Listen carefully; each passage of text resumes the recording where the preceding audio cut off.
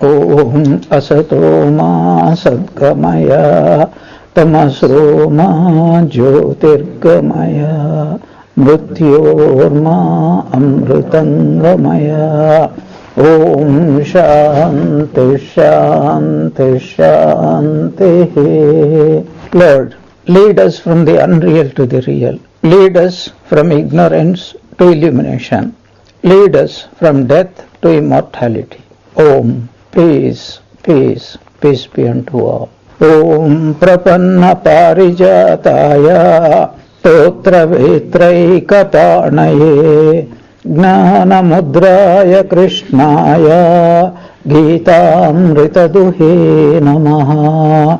Sarvopanishado Gavo Dogdha Gopalanandanaha Partho Vatsa Sudhir Bhokta Dugdham Gitamritam Mahat Vasudeva Sutam Devam Kamsachano Ramartanam Devaki Paramanandam Krishnam Vande Jagadgurum Mukam Karoti Vachalam Pangum Langayate Girim Yat Kripatamaham Vande Paramananda Madhavam. In our last class, we started with the 11th verse of the second chapter, where the entire Bhagavad Gita has been summarized. What is it? One who knows the truth, he would go beyond all suffering, beyond all grief. He would never ever grieve. What's our condition? We are caught in the midst of both happiness and unhappiness. In Sanskrit, this is called dvandva, dualities. Why is it called dvandva, duality? Because you cannot conceive of one without the other.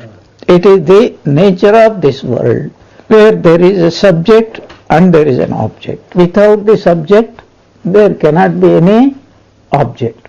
And without the object also, there cannot be any subject. If there is darkness, cognition of darkness, the very presupposition is that we know about both. If we know about light, how do we know? Because in contrast with darkness. How do we know it's darkness? Because light is there. This constant play is there. Apply it to everything, every object in this world. That is how we are able to distinguish this is this particular object, because it is not any other object. By contrast, as well as by its opposite quality, that is how we know. This principle is very important for us in what is coming here. If somebody ever hopes that I will live in this world of duality and yet I will be always happy, futile understanding. The logical problem that comes is, first of all, how do you know you are happy? If you had never experienced unhappiness, would you know what happiness is? If we want to have one, we have to go beyond both. When we go beyond both, that is a special type of experience where there is neither grief nor happiness. If there is no grief, how do we know that it is of the nature of only happiness, bliss? It is good to know some of the definitions. We use happiness, we use the word bliss. What is the difference between happiness, bliss? Happiness means unhappiness, whereas bliss has no opposite. It is a state of oneness. This is called non-dualism. When we are in that state, and only we can be in that state under one condition, there is no instrument which can bring us to this state of reality. What is that which makes us experience reality and prevents us from experiencing non-reality? Not the body, only mind. Because the body doesn't know that it is a body. It is the mind which sits between the body and the Atman. And then it divides it and says, it appropriates the qualities of both. And says, I am the Atman and I am also the body. And it cannot decide. Tell me clearly, are you the body or are you the consciousness? I am the body, I am not the body. I am the body, I am not the body. This constant vacillation is going on. And that's our condition. Jivatma, by definition, means this constant undecidedness to know whether I am the body or I am the mind. It says, if I am not the body, if I am not the Atman, then what am I? Can it be I am both at the same time, body as well as Atman? Can I be both of the nature of consciousness as well as unconsciousness? Is it ever possible? This constantly it is going on. Dvandva is going on. That is called Maya or Avidya, ignorance, a state of ignorance. Let us keep this in mind in order to be able to understand. So happiness is that which constantly is changing. This bliss is one which is never changing. But how do we know? If something is unchanging, how do we know? Is it happiness? No. Is it unhappiness? No. Oh, it is not unhappiness. No. Then does that mean that it is happiness? We have to say no, it is not unhappiness. It is more than happiness. So what is more than happiness? That which never experiences any unhappiness and constantly a special trait called happiness, not as we know it, but only as the Atman knows it by its own experience. That is called bliss. In fact, that is also the definition of existence, Sat. That is also the definition of Chit. Pure existence, pure consciousness, and pure happiness or bliss, they are indefinable. So we can only guess at it. The simplest analogy given is, when we are in deep sleep, then do you know that you are in deep sleep? Yes or no? The answer is both yes and no. When the time comes, we will discuss about it. But very briefly, what it means is that it is both known and at the same time not known. There is no dualistic experience, and at the same time there is a great manifestation of self-consciousness. That is called the state of deep sleep, sushupti. That's why when we wake up, we get so much of rest, so much of happiness. The effects are there. Now, concerning, if someone says, I am a realized soul, how do we know that he is a realized soul? Because he will be totally blissful, whatever be the circumstances. Even if you are cutting his body piece by piece, and very slowly, not very fast, very slowly, then he will be blissful. If you ask, how could you be blissful? He says, you are thinking that you are cutting me. He says, I know that I am not being cut. This is called uncut. The discussions will come. I am just giving you the background. So, what was Arjuna's question? I am overwhelmed with grief. That's why I surrender myself to you, and you can help me. How did Arjuna know to whom to surrender? This is a very important point, because supposing you have headache, will you go to another person for remedy who is having more headache than you? You will go to a person whom you know that he is completely free from headache, and he knows what is the remedy for the headache. Arjuna somehow by God's grace came to know, here is a person, and remember that all relationships have changed. Before the Gita teaching, what was Krishna? His friend, his mentor, what you call friend, philosopher, guide, everybody. A shoulder upon which he can weep and he can transfer all his troubles. Now Arjuna has changed. That previous Arjuna was a worldly person. The present Arjuna is a very deep, sincere, yearning, spiritual aspirant. And who is Krishna? He has become a teacher. Even to use past tense is a wrong thing in this context, because Arjuna represents each one of us. And is there Krishna? He is there. Who is Krishna? Not a person, but the divine who is within each one of us, and who would respond whenever we are ready to receive His grace, His help. He is there. So the problem is not whether He is going to bestow and how much He is going to bestow and when He is going to bestow. The problem is when we are ready, whether we can receive it, capable of receiving it, and also not only receiving it but also to retain it. Because Arjuna received his grace, but he could not retain it. When he was given the divine vision, that was too much. So he had to tell that you take back your grace. When he says, I want to see you in the ordinary way, in the 11th chapter, what was he telling? In effect, that you take back your grace. The spiritual upliftment you gave me, I don't want it now. I am unable to bear it. So when we are ready, the Lord is ready. Again, when Arjuna will be ready, the Lord also will be ready. Ready means what? So Sri Ramakrishna has to say, the wind of God's grace is always blowing. Unfurl your sails means what? Be ready to take advantage of it. That's what he says. Arjuna was an unhappy person. And an unhappy person surrenders to whom? Only to a happy person. And to recognize the other person is not only a happy person. That also by itself is good, but not good enough. Why is it not good enough? When you are unhappy, you go to somebody. And at that moment, he is not unhappy.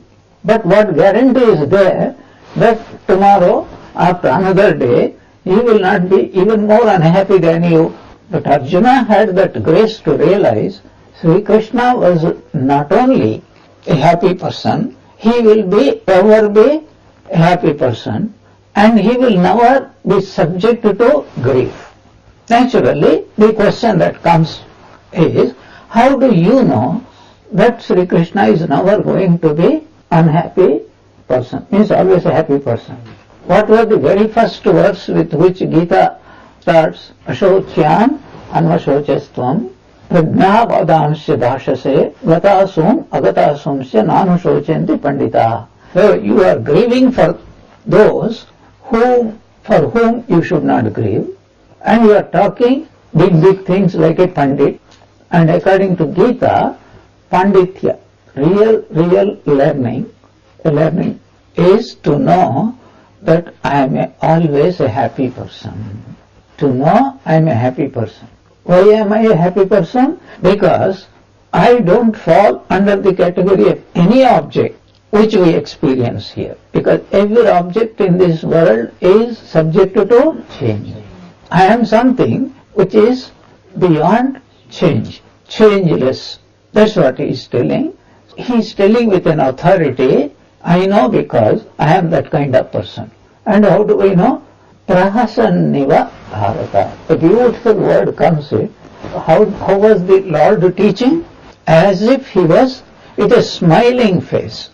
And by the way, have you ever seen any picture, image of any Indian god or goddess who is not smiling? Have you seen any?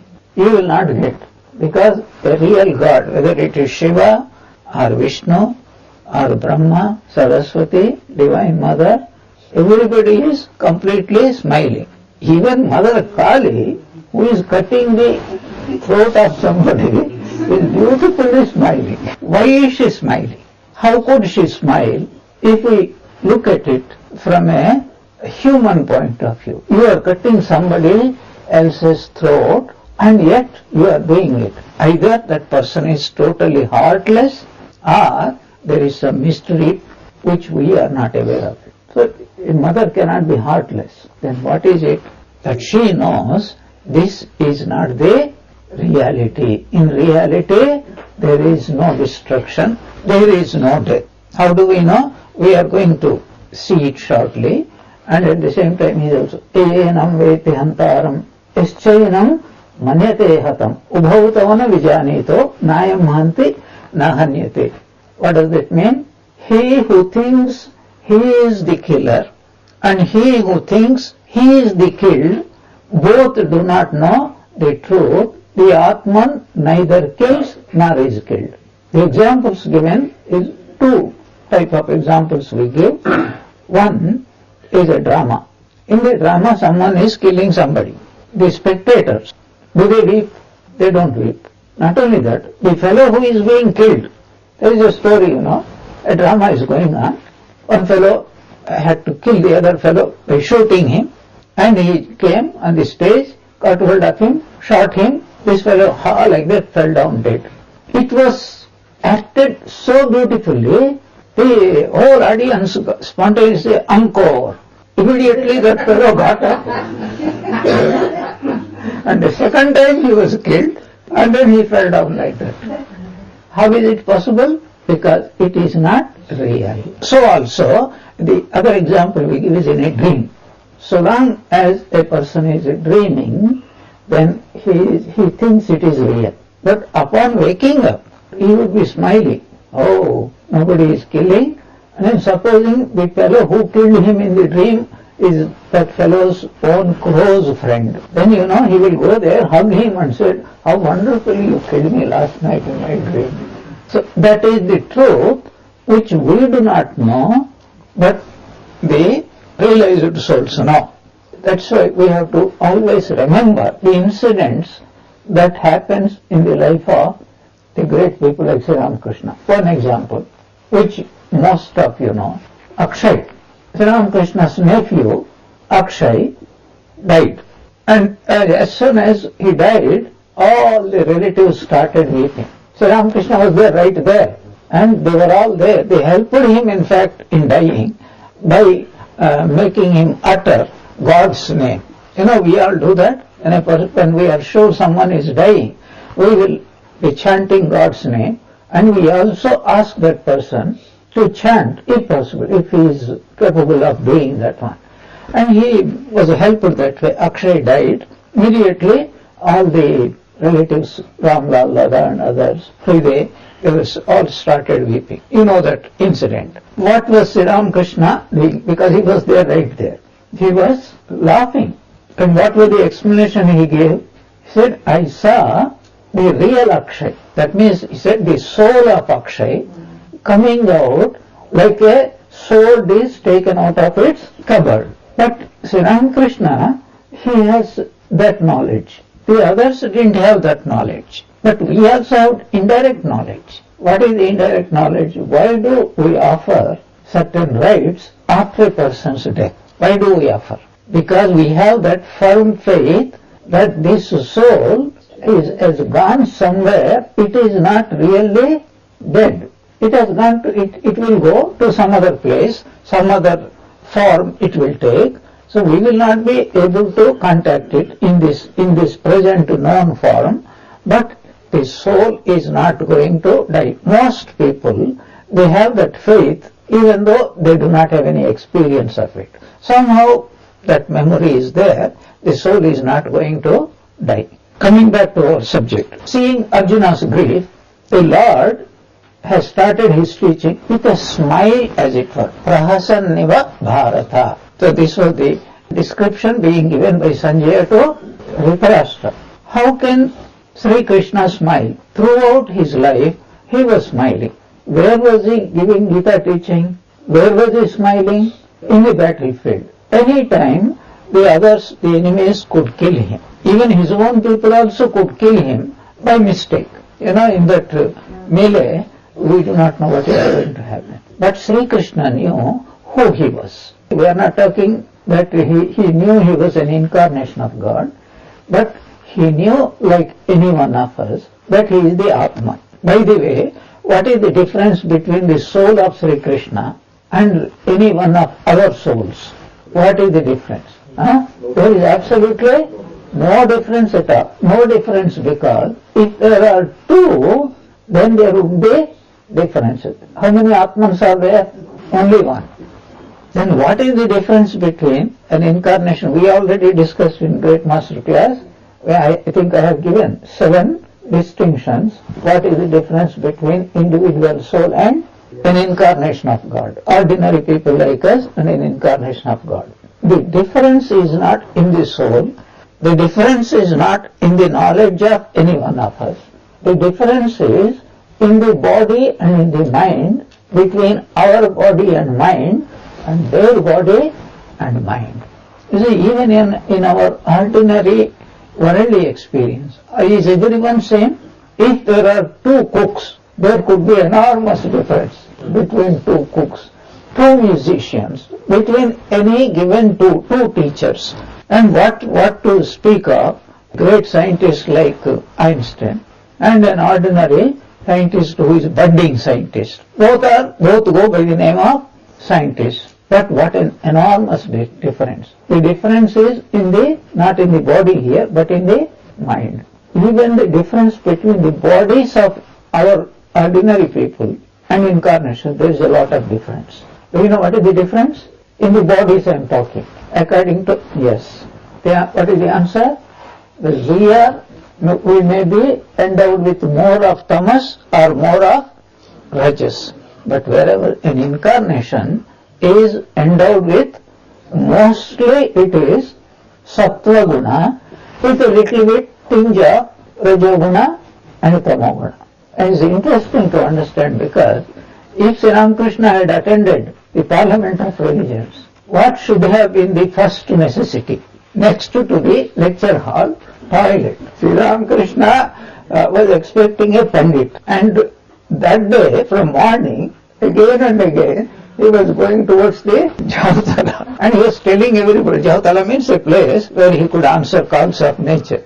And again he was telling everyone, you be here, I will get some moral support. Yes, but when the Pandit came, then his mind has gone up. But the point is, Sri Ramakrishna's body was not meant for this kind of activities, whereas Swami Vivekananda's body was specially made. And just to dwell upon it, because it is such an interesting subject, there were 16 disciples of Sri Ramakrishna. Would any other disciple would have done attending the Parliament of Religions? Only Swamiji. You know why? Because first of all, his knowledge. Secondly, his outlook. Thirdly, even the very voice of Swami Vivekananda was made as if he could project his voice. 4,000-5,000 people, that whole big hall, that 4,000-5,000 people, perfectly every syllable could be heard by everybody there. Very interesting. One of the interesting thoughts that when I think of the subjects is, were all the speakers like Swami Vivekananda? Do you think that some people were shouting, but those who are at the back, after the second row or third row, were they able to hear it? Anyway, coming back to our subject, Sri Krishna, he started his Prahasar Niva. Why? Because he was Paramatman. He knew he was Paramatman. He knew the battlefield, whether it was battlefield, whether it was Rasa Krida, his play with the gopis, or whether it is lifting of the Govardhana, or whether it is destroying so many demons who have attacked him from his very childhood. What do you think Sri Krishna was doing? It's a marvelous meditation, even from a Sthita Prajna Lakshana's point of view. When Putana came to give her poisoned milk to Krishna, was he smiling or was he weeping? And when he was sucking the very life blood out of Putana, the demoness, was he smiling or was he weeping? Now why was he smiling? I am able to kill you? No. We have to extend our imagination. Do you know what he was doing? He knew that he was giving liberation to that great devotee. How much punya she must have done to give, to suckle the divine incarnation. And he knew that even if she had poison, who gave that poison to her? And by whose will did she come to give that poison to him? By whose will? By his own will. There is one particular imagination of Sri Krishna, like a small baby. Babies, they put their own fingers, especially the toe, in their mouth. This is a picture, I don't know whether you have seen it. Small baby, so in a fetal position, he was putting his own and enjoying. So how did it come to be? So Lord Narayana, he was watching. Every devotee comes and bows down and puts his mouth to his toe, and then very blissfully he goes back, doesn't want to leave it. He became curious. What do they get out of it? I want to know what is it like Madhupai. So when nobody was there, he showed the baby form, put this thing, and from that day he doesn't want to leave it. Because he is getting something most wonderful thing. So whatever be the circumstance, a sthita prajna will always be smiling.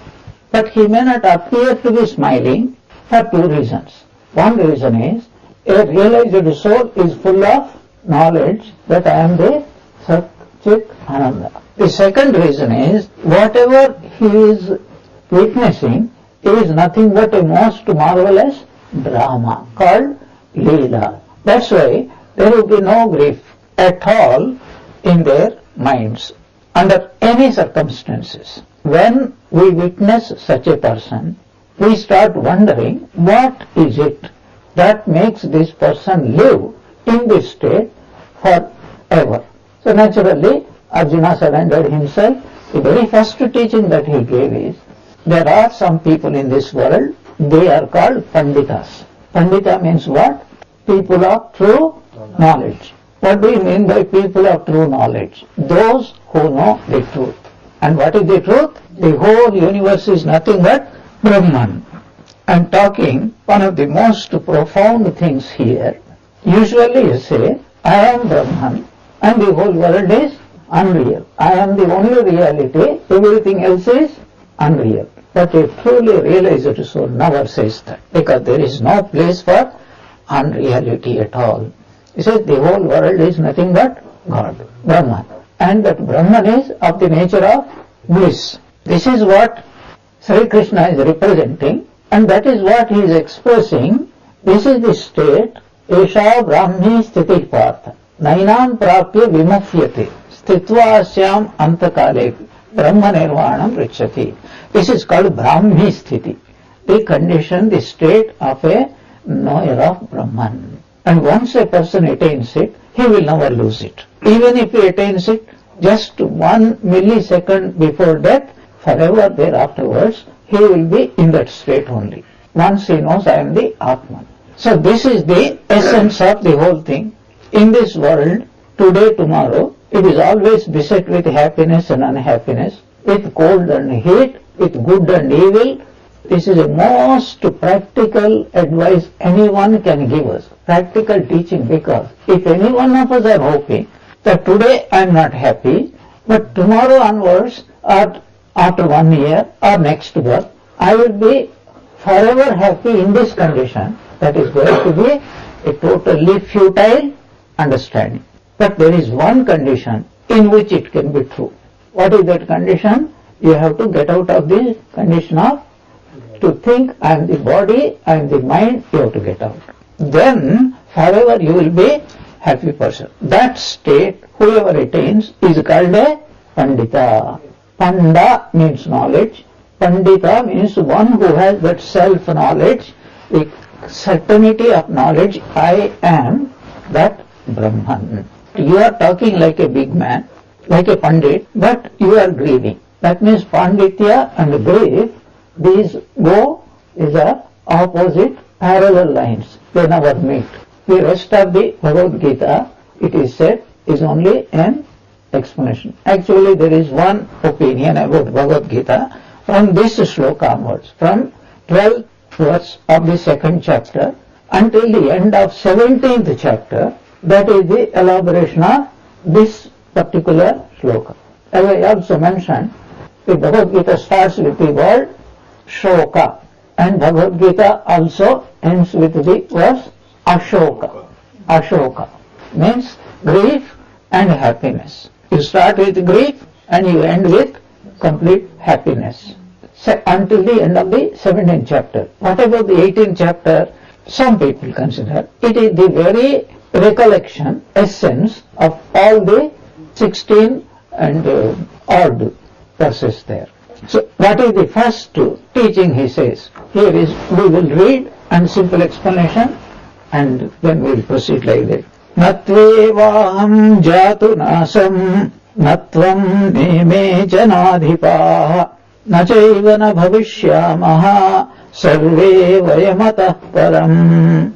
There never was a time when I was not there, nor was there a time when you were not there, nor was there any time when any of these kings were not there, nor will there be a time when we all cease to be. Most beautiful verse, very profound verse. Arjuna, what is your problem? I am going to kill them, or I am going to be killed. What was Sri Krishna says? Sri Krishna says, it is not a truth that at one time we were not there. And it is not that in future we will not be there. That means for eternity all of us will be there.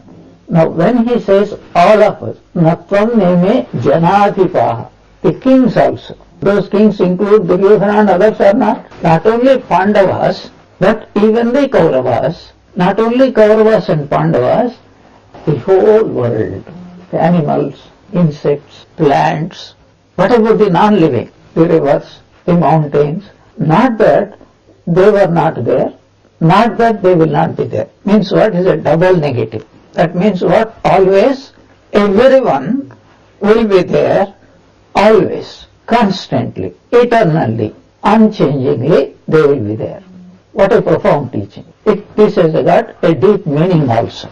Arjuna, don't think for a second that you are such a wise man, you are going to kill somebody or someone else is going to kill you. What is our normal understanding? Who are you? You give your CV. Who are you? This is my CV. What is the CV? First thing is, I am a man. Secondly, what's your age? I was born such and such a time. And how long do you expect to live? Even if you are, frozen, even then you think that you will be there forever afterwards. So this is our firm conviction that I was not there before, but I am now, and I won't be there after some time. So that was Arjuna's opinion. That is our opinion. But what is the fact that we are experiencing it? Were you always like this? Yesterday were you like that? How you wish, you were like yesterday. And if you are asked yesterday, how would you like to be? I would like to be like yesterday. If you ask a old man, I would like to be young. Like that. But we are changing, constantly changing. That's why Shankaracharya posits two types of death. One is visible death, another is invisible death. What is visible death? When this body, when the life departs from this body, that is called visible death. Everybody knows about it. And everybody knows about the invisible death also, but we do not call it death, we call it change. Now tell me, what is the meaning of change? White has become black, or black has become white. So there is something black, it has become white. I was surprised, I will not go into it. Jet black hair, and this time I went and saw jet white. I was shocked to see this one. And I saw the other way around also. This is constant. What do you call change? Change is nothing but death of that particular state. The person is happy and that happiness comes to an end. What do you call it? You call it a change. Why do you call it change? Because you know that it will not remain like that. It will again change. That means what? I was happy, then I was not happy, then I will be happy again. This idea is there constantly with regard to the idea of change. Then why can't we extend that and say, okay, when I was a child, then I became an adolescent, then I became a youth, became middle-aged person, an old person. All these are changes or not? This is what Shankaracharya calls invisible death. In fact, even this is stretching our imagination, I would tell you. Even 1 second before, what we were, and 1 second can change life. If it is an accident, if it is something, how much time does it take for a person to have heart attack? 1 second. That's all. 1 second before, his heart was seemingly functioning properly. But 1 second later, the picture has totally changed. But we are taking remedies to counter this change, because we know change means that there is a continuity. But we do not extend that idea to death. We say once a person is dead, we don't consider it as a change, we consider it as a permanent state of effect.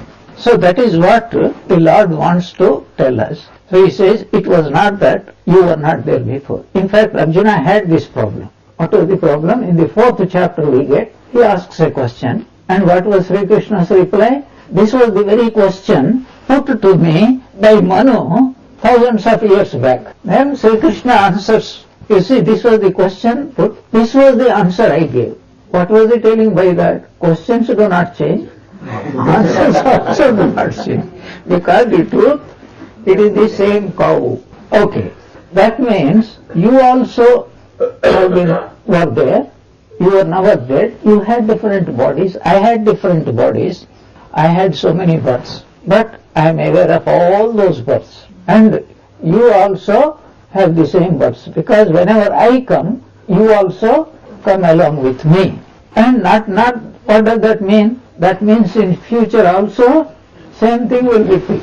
Yeah, this verse Ramakrishna also tells those who come with incarnation, they have to come all the time again. Does it apply only in the case of the incarnation, or does it apply to all of us? No, it doesn't apply to all of us. The reason is, once we get liberation, that would be forever. But an incarnation of God is a very peculiar state. He has to come again and again.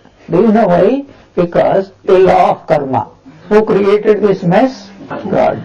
Therefore, whose duty is it to clean it up? That is what he says, yada yada hi dharmasya glanihi, I will come. How do you know that he created the mess? How do you know? These are wonderful questions. Gita itself will give the answer. Ishvaraha sarvabhutanam hrideshe arjuna tishtati brahmayan sarvabhutani yantra rudhani mayaya. The Divine Lord, in the form of Ishvara, sits in the heart of every being and is propelling him like a puppeteer propels puppets. That means this world was created by whom? Tat srishtva tadeva anupravishat. An Upanishad is telling, having created this world, he entered into that world. He, having created a body, he entered into the body. Who entered? The Divine Lord. He is the creator and he is the one who entered into it. And who is running the show? He is running the show. That's why he is called. He is the creator, he is the sustainer, as well as he is the destroyer. But it is not real destruction. It is a play. It is the Leela that is going on. In this 12th verse, what is he telling? That we are all going to live permanently. But what do you understand permanently? If you look at it from the body point of view, was this body there before? Not from the body point of view. And from which point of view then? Here let me introduce you to something wonderful. To understand this philosophy, we have to understand two concepts. They are called cause and effect. First let me give an example. Here is clay. Out of that clay, at different points of time, a potter makes different types of pots. Small, big, 10 days back, today, and after 10 days, etc. From the viewpoint of the pot, first of all, what is the cause of the pot? Clay. And what are all those pots? Effects. So how many effects? Many. How many causes? Only one. Ekam karanam karyani bahuni. One cause, many effects. This is very important. How many divine lords are there? Only one. And how many objects we see in this world? When you go to sleep, when you have a dream, how many of you are dreaming? I'm asking about you. When you have a dream individually, how many of you are going to dream state? Only one. And all the objects that you see in this world have sprung for all of us or only from you. You see 100 people there. All those 100 people were nothing but your own creations. In the form, what form? Imagination. What is a dream? Concretized imagination is called a dream. But when you sit in an easy chair, in a waking state, close your eyes and attending or playing a cricket game, what is it called? Not a dream, it is called fantasy, daydream. Because why is called daydream? If you are dreaming at daytime, that is called daydream. So, when you are dreaming 100 people, how many causes? Only one. But how many effects? Innumerable effects. So, this example always keep in mind, when the Lord is talking about, it was not there. So, if you take from the pot's point of view, so this pot, was it there 10 days back? No, it is there. Will it be there after 1 year? It may not be there. So the other pot, it has not even been created. The potter is planning to do it tomorrow. It has not even come into manifestation. So will that be there for a long time? It will be there for some time. After that it will again go away. So when the Lord is talking about that there is something which is permanent, you, me, these kings, everything in this world is permanent. Is he talking from the body point of view or mind point of view or Atman's point of view? Atman's point of view. So this is the first thing we have to understand. That which is eternal is changeless. And even a fool knows that everything is changing in this world. Even a fool knows it. So will not Arjuna know it? And was not the Lord's teaching contradictory to this commonsensical opinion? No, he is not talking. It is irrational to think your body will be permanent, my body will be permanent, this pot will be permanent, that pot will be permanent. It is completely irrational from the pot's point of view. What is pot's point of view? When the clay takes name and form, from the viewpoint of the name and form is always changing. But if you take the clay point of view, is the pot permanent? It or is changeful? From the point of the clay, the pot is never changing. From the point of the pot, it changes. Because the pot was there in the form of clay before the pot came, isn't it? Did it come from somewhere? And was it not there in the clay? After it breaks also, what does it become? Even to say it became is a wrong idea, because it was always clay, but only we are not calling it is clay, we are calling it a pot, not because we don't know it is clay, but because it has a useful purpose. In our day-to-day life, you bring that pot, if we say, and if there are two pots, then your next question would be, which pot are you talking about? Small pot, big pot in this room? If there are 2 pots or 10 pots, and if you are going on asking, bring that pot, then what would be the conclusion of the other person? You have gone to pots. You see, this is what the Lord is telling. We have to be very careful about it. From the viewpoint of body and mind, they are always changing, so they cannot be eternal. But from the viewpoint of body, mind, it is born out of what? What is its cause? Cause of the body and mind. It is called pure consciousness. From the viewpoint of pure consciousness is changeful or changeless? Unchanging. It is eternal. Nobody can change it. That is the first thing we have to understand. The Lord is not talking from the viewpoint of bodies. How do we know? Because after a few verses, the Lord himself says, Avyaktadhini bhutani vyaktamadhyani bharata avyakta nidhananyeva tatra ka paridevana. These bodies you are talking about, they were not there before, they are there now, and after some time they won't be there. So anyway, whether you grieve or you don't grieve, they are not going to change their changefulness. They will always be changeful only. Only thing is, they were not manifest before, they won't be manifest afterwards, but in between for a short time they are manifest, means they come into the purview of our experience. So ekam karanam And really speaking, whenever you see many, the real cause can only be one. We'll slightly deviate here from the even scientific point of view. How many things are there in this world? Countless, billions and billions. And what is the root cause of everything in this world? Living, non-living. Whether it is a house, whether it is a man or animal, how many causes are there? What is it called? Energy. We don't call it energy, we call it matter. From the scientific point of view, it is called matter. From the yogic point of view, Swami Vivekananda's point of view, it is called a combination of prana and akasha. Prana and akasha means matter, prana means energy. The combination of these two is, anyway, it doesn't matter. From a scientific point of view, what they call it, matter is the root cause of everything in this world. And we all swallow it. But when Vedanta says, that is from the Atman the whole world has come out. Atman is the cause and the whole world is the effect.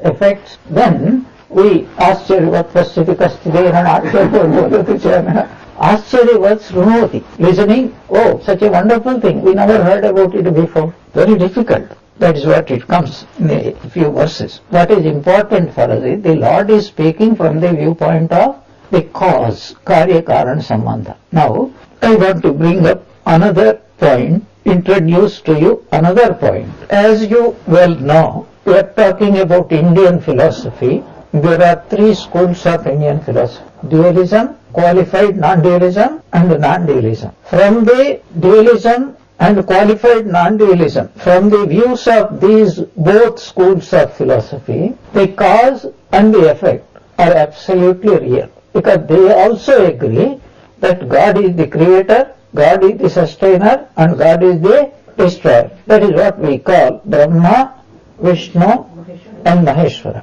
But from the Advaitic point of view, first they posit there is a cause and there is an effect. That's because we are elementary school students in the Advaita Vedanta. When we advance sufficiently, then they say the effect is nothing but a cause with name and form. That means the effect is not different at all from cause. We'll give some examples also in today's class itself. Then you say there is no effect. What is the first stage? There is a cause, many effects. What is the second stage?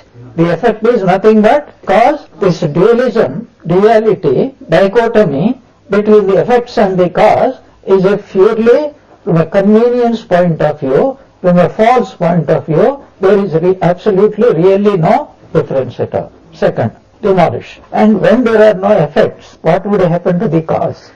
A cause is only a cause when there is a effect. When there is the effect itself is removed, the cause also automatically gets removed. Like I am teaching you Bhagavad Gita, and I am a teacher, and I am much better than Bhagavan Krishna, because he had only one student. After that he said, I have forgotten entirely whatever you have spoken. At least I hope some of you will remember it. So three stages, and I am always taking from the Advaitic point of view. Why am I taking from the Advaitic point of view? This is what Sri Ramakrishna advocated in the end. You start with any dualism, but ultimately you will have to end with non-dualism only. The only difference is you need not go through the path of knowledge. You can go and attain to that state through the path of either bhakti, devotion, or Raja Yoga, meditation, or Karma Yoga, selfless activity. This is the difference between those who follow Jnana Marga and those who follow Sri Ramakrishna. This is the difference.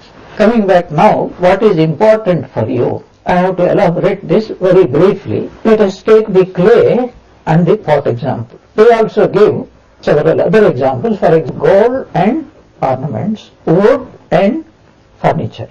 Listen carefully to this. Here is clay and here is a pot. You don't call the pot as clay. You can call it clay pot. You don't call the clay pot. You only call clay as clay. But you call a pot, usually we don't call it even, we assume that it is clay pot only, everybody knows about it. Now the thing is, how many things are there in a clay pot? How many objects are there? Our mistake is, we think there are two. Clay is one, pot is another. Now that need to be understood properly. If there are two substances anywhere, two substances, one can go to Australia, another can go to America. If there are two substances, that means two separate things. Both can be separated and one can go independently to some place, another can go independently to some other place. Is it right? Understood? Two people are there. One person can go wherever he likes, the other person also can go wherever he likes, isn't it? Now if the pot and the clay are two separate things, then you can separate both of them and say, let the clay go to some place, let the pot go to some other place. Is it possible? What is this pot? Is it anything other than clay? Suppose the clay is 1 kg. How much does the clay pot weigh? Does it weigh less or more? You are sure about it? 100% sure? It cannot be, is it not? If the weight of the clay is 1 kg, the weight of the pot also will be 1 kg only. But where then comes the difference? This is, you call it clay, you call it pot. What do you mean by pot? First of all, is it a substance, separate substance? In which case, you give gold to the goldsmith and he will make a necklace. He will keep the gold and he will give you the necklace. Wonderful. Does it happen? Why? What is this pot? It is nothing but clay in a particular shape, in a particular nama and rupa. Rupa means shape, form. And we give a separate name because we have always utility in mind. If it is small, for drinking water. If it is like a plate, then it is for eating food. And if it is like this, then it is for fetching water. So you see, the pot and the clay, there is absolutely no difference. There is only one difference, if at all it's a practical benefit. You cannot use clay for any purpose. I want you to understand, the cause and the effect are absolutely same. What then is the difference? Just I was going to mention, the clay cannot be used for any practical purpose, whereas the pot can be used for various purposes. So it is from the utility point of view, clay and pot are seemingly different. Okay. Next thing is, this is also clay, this is also clay with name and form. Or is a name and form, name you know, isn't just words. Form, this particular form, is it different from the cause? It is not different from the cause. It is a clay. Form is different, it is not a substance. You understand? Substance means that which can be separated. So can you separate the clay and the pot? What happens when you separate clay and pot? You cannot separate because it is nothing but clay. Even though we are calling it pot, in effect what is it? It is nothing but clay. This is what Advaita Vedanta and Bhagavad Gita wants to establish to and say. All these effects, Arjuna, Bhishma and Duryodhana and Yudhishthira and everybody else, the horses, the chariots, the battlefield, these are all nothing but effects. Later on in the 13th chapter, which is called Kshetra Kshetrajna, there is only one clay. There may be 1,000,000 pots are there. That's a point we will explore in our next class. But what is important here, cause and effect we have to know. And if you are talking from the viewpoint of effect, there is any amount of difference, small pot, big pot, and wide pot, narrow pot, and black pot, white pot, so many things are there. But from the viewpoint of cause, absolutely there is no difference at all. There is no difference because all pots are nothing but clay with different forms, and different forms are meant for a different utility point of view. So we give different names to distinguish one pot from the other, not to distinguish one clay from the other clay, but to distinguish one form of clay from the other form of clay. This is a most important point. When Bhagavan is telling us, you are there, it was not that you are not there, I was not there, all other people were not there. It is not that we won't be in future. From which point of view is he talking? From the effect point of view or from the cause point of view? Naturally, the question that immediately comes is, I am confused. I am Arjuna, and you are telling that I was there forever. You are there forever, I don't know. Only God knows. But you are talking about Duryodhana. And from Arjuna's point of view, is it good news or bad news? You know, even if he kills, he will come back again. In fact, the Hindu scriptures are so marvelous. Chandi, for example, you take, in the end, you know, in the 13th chapter, at the very end, the devas go on praising, Mother, protect us from these people. Yes, don't worry, these very asuras whom I have killed are going to come back again. And what do you think they will do? You are also going to come back, since they are going to come back, and what do you think they will do to you? And then again, you will go on to Mummy, and then I will come back again, because I want to be called again and again. That's why I have created this situation. What is most important for us to understand, there is nothing called death. But an important point here is, death means change. Because if you think change is permanent, some changes are not desirable. In fact, most of the changes are not desirable at all.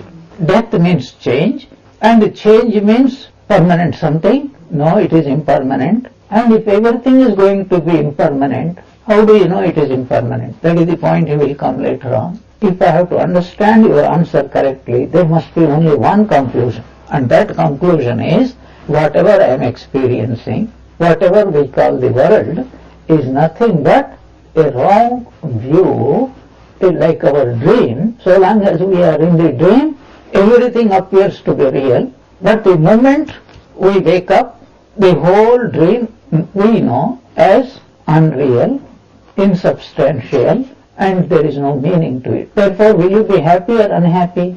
You won a lottery ticket in your dream. You are happy in your dream or in your waking state? Only in your dream state. As soon as you wake up, at least be happy that you had at least in the dream, you won a lottery ticket. Because there is very little chance in the waking state to win a lottery ticket. And taking time, because once we understand these basic concepts, then we can proceed very quickly. And we want to enjoy it. Like one of our Swamis in Bangalore, we had one Swami Shananga. He started Bhagavad Gita, Dharma Kshetre. He started Dharma. Dharma according to Vedas, according to Puranas, according to Tantras, according to modern thinking, according to Indian philosophy, according to Western philosophy, according to Greek philosophy. 6 months passed. One of the audiences, Swami, if you don't mind, let us move from Dharma to Kshetra. He was such a profound scholar. You can get a glimpse of his scholarship by reading a book, Narad Bhakti Sutra. Wonderful book. So, what is the lesson we have learned today? That there is something which cannot be destroyed because its very nature is indestructible, it is eternal.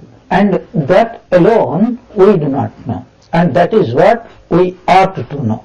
Then only we will get over our grief. And what is the nature of that? And how do we know that such a thing is there? Without experiencing it, is it possible to understand it at least a little bit logically? These are the points we will be discussing in our future class. Om Vasudeva Sutam Devam Kamsachanura Mardanam Devaki Paramanandam Krishnam Vande Jagadgurum.